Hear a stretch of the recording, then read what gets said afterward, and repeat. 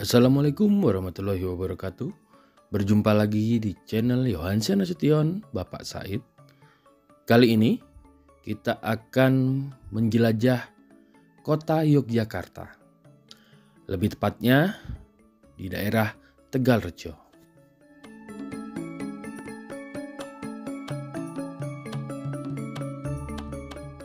Jelajah kali ini kita akan mengunjungi kediaman masa kecil Bendoro Pangeran Haryo Diponegoro atau yang lebih akrab dipanggil Pangeran Diponegoro.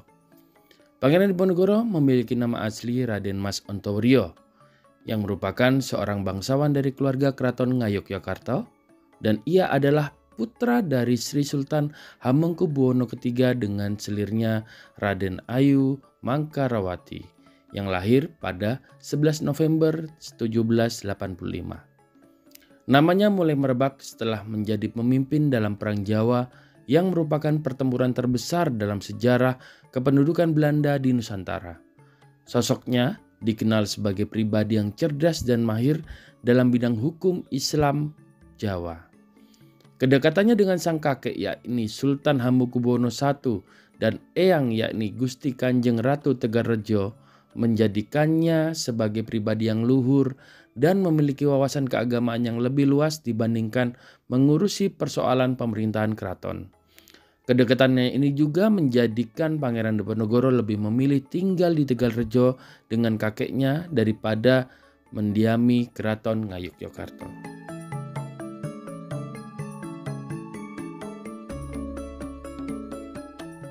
Pangeran Diponegoro mulai menunjukkan ketertarikannya dengan urusan pemerintah keraton sejak dirinya ditunjuk sebagai salah satu anggota perwalian yang mendampingi Sultan Hamengkubuwono V yang ketika itu masih berusia 3 tahun.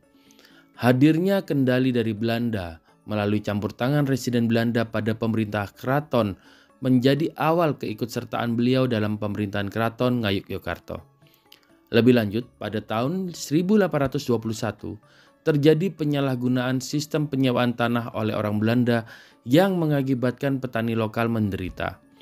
Kondisi ini diperparah dengan dikeluarkannya Dekrit Van der Capellen pada 6 Mei 1823 yang isinya menyatakan bahwa semua tanah yang disewa oleh orang Eropa dan atau Tionghoa wajib dikembalikan kepada pemiliknya selambat-lambatnya yakni per 31 Januari 1824. Pangeran Diponegoro dengan kedudukan dan kekuasaannya pun akhirnya memutuskan untuk membatalkan pajak puasa agar petani khusus yang berada di Tegalrejo dapat membeli makanan dan senjata untuk melakukan perlawanan terhadap Belanda. Perselisihan antara Pangeran Diponegoro dengan Belanda kian memanas ketika Patih Danurejo diperintahkan oleh Belanda untuk memasang tonggak di sepanjang lahan yang akan dijadikan sebagai rel kereta api. Sayangnya, pemasangan tonggak tersebut melewati makam leluhur Pangeran Diponegoro yang membuatnya marah dan semakin membenci Belanda, sehingga beliau memutuskan untuk menyatakan perang terhadap pihak Belanda. Buntut dari kekacauan tersebut, Pangeran Diponegoro akhirnya diburu oleh Belanda. Hal itu terlihat dari usaha Belanda untuk melakukan penangkapan terhadap Pangeran Diponegoro pada tanggal 20 Juli 1825. Belanda ketika itu memerintahkan 2 bupati senior dari keraton untuk memimpin pasukan Jawa Belanda dengan tujuan menangkap Pangeran Diponegoro. Dalam upaya penangkapan yang dilakukan oleh Belanda, Pangeran Diponegoro berhasil meloloskan diri bersama Mangkubumi Tegalrejo dan sebagian besar pengikutnya dengan menjebol tembok yang ada di belakang rumah Pangeran Diponegoro. Mereka diperkirakan pergi ke barat yakni di wilayah Kulon Progo, lebih tepatnya di Goa Selarong, dan momen tersebut menjadi awal dari pecahnya Perang Jawa yang berlangsung sejak tahun 1825 dan berakhir di tahun 1830 dengan ditangkapnya Pangeran Diponegoro ketika melakukan perundingan dengan Belanda.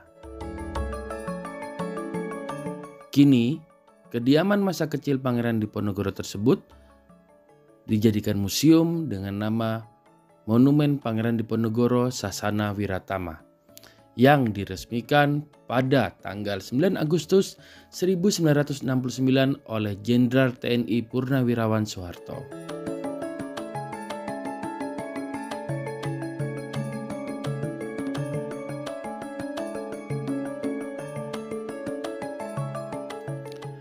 Terdapat beberapa koleksi peninggalan Pangeran Diponegoro, antara lain berupa senjata dari Laskar Pangeran Diponegoro seperti tombak, bandil, martil baja, patrem, candrasa yang merupakan senjata laskar wanita. Terdapat juga dua senjata keramat, yaitu sebuah keris dengan Luk 21 milik seorang empu pada masa Kerajaan Majapahit, serta sebuah pedang yang berasal dari Kerajaan Demak.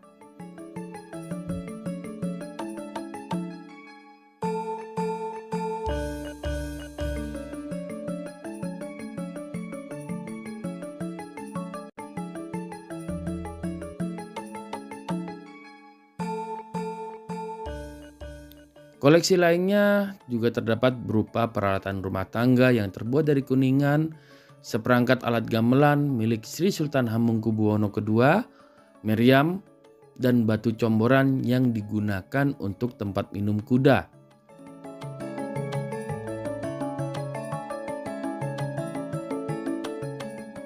Di dekat batu comboran terdapat sumur yang saat ini diberi nama Sumur Al-Fatihah.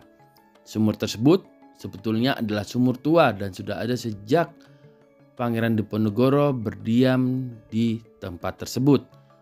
Namun baru dilakukan pemugaran dan pengoboran kembali pada tahun 2023 lalu.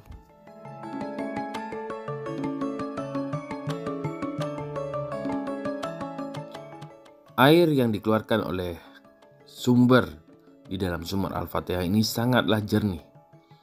Namun ada cerita sewaktu pengeboran pertama pada Sumur Al-Fatihah ini yang keluar adalah air lumpur yang sangat berbau tajam. Namun alhamdulillah atas berkat rahmat Allah yang Maha Kuasa, air yang dikeluarkan kembali menjadi jernih dan tidak berbau.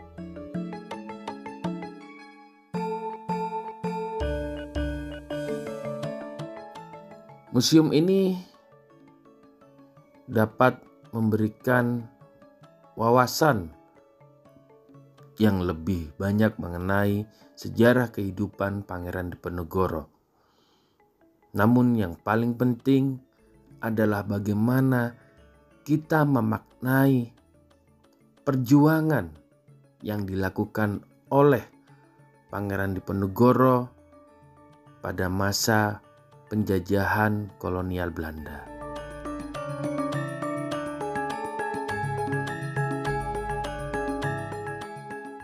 Tembok yang dijebol oleh Pangeran Diponegoro merupakan bahan pelajaran bagi kita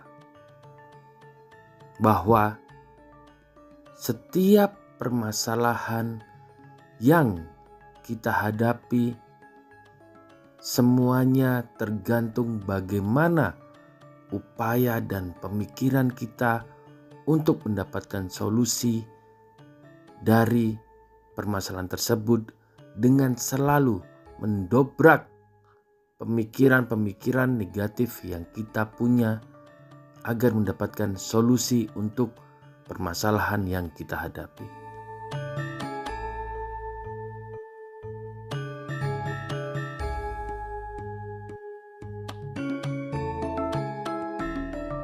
Semoga jelajah kita kali ini dapat memberikan manfaat bagi para pemirsa sekalian.